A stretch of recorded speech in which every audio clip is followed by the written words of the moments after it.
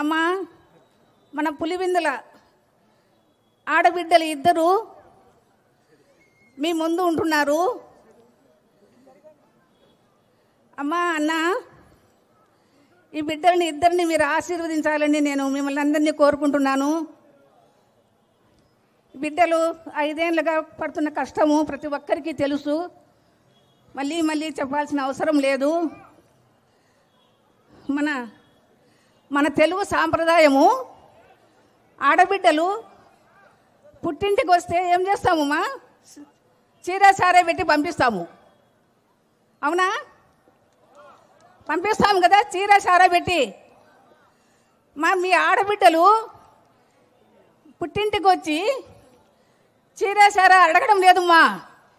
ఏమడుగుతున్నారు? న్యాయం అడుగుతున్నారమ్మా.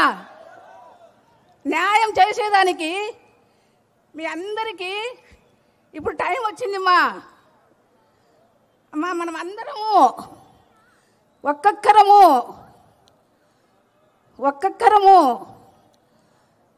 శర్మిలమ్మకు హస్తం గుర్తుకు ఓటు వేయాలమ్మా. ఆ ఓటు వేసి, ఇప్పుడు శర్మిలమ్మ అనింది కొంగు బట్టి అడుగుతున్నాను అని, ఆ ఒక్కొక్కరు ఒక్కొక్క ఓటు వేసి శర్మిలమ్మ కొంగును మీరు నింపాలని కోరుకుంటున్నానమ్మా. మీరందరూ తప్పకుండా శర్మిలమ్మ కొంగును నింపుతారని నేను దృఢంగా విశ్వసిస్తున్నానమ్మా. మీరందరూ శర్మిలమ్మ కొంగును నింపితే ఆమె ఢిల్లీకి తీసుకెళ్తుందిమ్మా. ఢిల్లీలో పార్లమెంట్లో మన సమస్యల గలము ఆమె వినిపిస్తుంది. అమ్మా,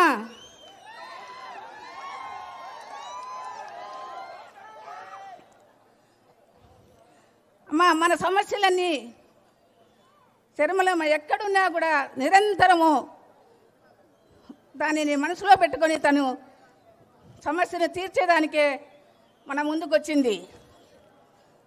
మనము తప్పకుండా ఆమెను గెలిపించుకోవాల్సిన అవసరం మనకుందిమ్మా.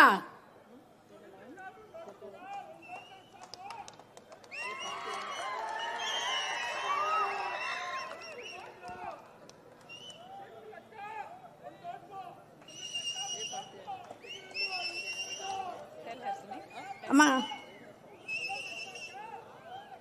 తిరిగి మనం రాజశేఖర రెడ్డి గారి పరిపాలన చూడాలంటే అది శర్మిలమ్మకే సాధ్యమమ్మా. 5 సంవత్సరాలుగా నిందితుడిని కాపాడుకుంటూ రావడమే కాకుండా ఇప్పుడు మళ్ళీ అదే నిందితుడికి అవినాష్ రెడ్డికి టికెట్ ఇచ్చాడు జగన్మోహన్ రెడ్డి గారు. ఎందుకు అని అడుగుతున్నాం. ఇంకో మగాడు లేడా? అంతకంటే మగాడు లేడా? ఇంతమంది ప్రజలు ఉన్నారు.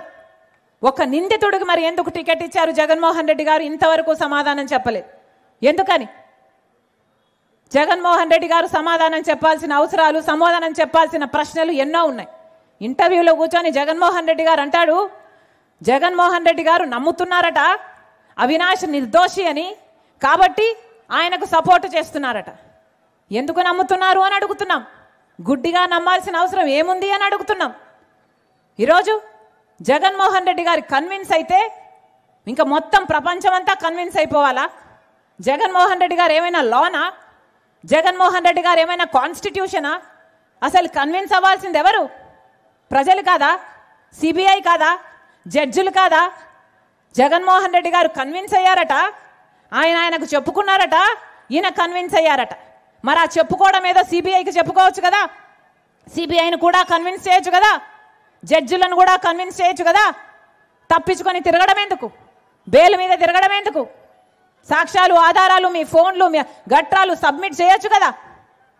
జగన్మోహన్ రెడ్డి గారిని కన్విన్స్ చేశారట, ఇక లోకమంతా ఒప్పుకోవాలట. ఇది ఎక్కడి న్యాయం అని అడుగుతున్నాం.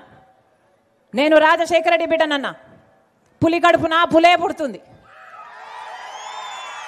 దేనికి భయపడేది కాదు రాజశేఖర రెడ్డి బిడ్డ. అలాగని అన్యాయం జరుగుతుంటే చూస్తూ ఊరుకునేది కూడా కాదు రాజశేఖర రెడ్డి బిడ్డ. ఇక్కడ అన్యాయం జరుగుతుంది కాబట్టి, వివేకానంద రెడ్డి గారి విషయంలో న్యాయం జరగటం లేదు కాబట్టి, రాజశేఖర రెడ్డి గారి రక్తం, రాజశేఖర రెడ్డి బిడ్డ ఈరోజు న్యాయం పక్షాన నిలబడింది. ఇదే రాజశేఖర రెడ్డి బిడ్డ ఒకప్పుడు జగన్మోహన్ రెడ్డి గారి కోసం 3200 కిలోమీటర్లు పాదయాత్ర చేసింది. నా బిడ్డల్ని పక్కన పెట్టి నా కుటుంబాన్ని పక్కన పెట్టి రోడ్ల మీదనే దాదాపు సంవత్సరం పాటు రోడ్ల మీదనే బతికింది రాజశేఖర రెడ్డి బిడ్డ. మరి అంత త్యాగం చేసిన ఈ రాజశేఖర రెడ్డి బిడ్డ ఈరోజు అదే జగన్మోహన్ రెడ్డి గారికి ఎదురు నిలబడింది అంటే ఎందుకు నిలబడింది? ఎందుకంటే ఇప్పుడు అవసరం ఉంది కాబట్టి, ఎందుకంటే ఇప్పుడు అన్యాయం జరుగుతుంది కాబట్టి, ఎందుకంటే అన్యాయం జరుగుతుంటే చూస్తూ ఊరుకోలేను కాబట్టి, అందుకే రాజశేఖర రెడ్డి బిడ్డ నిలబడింది.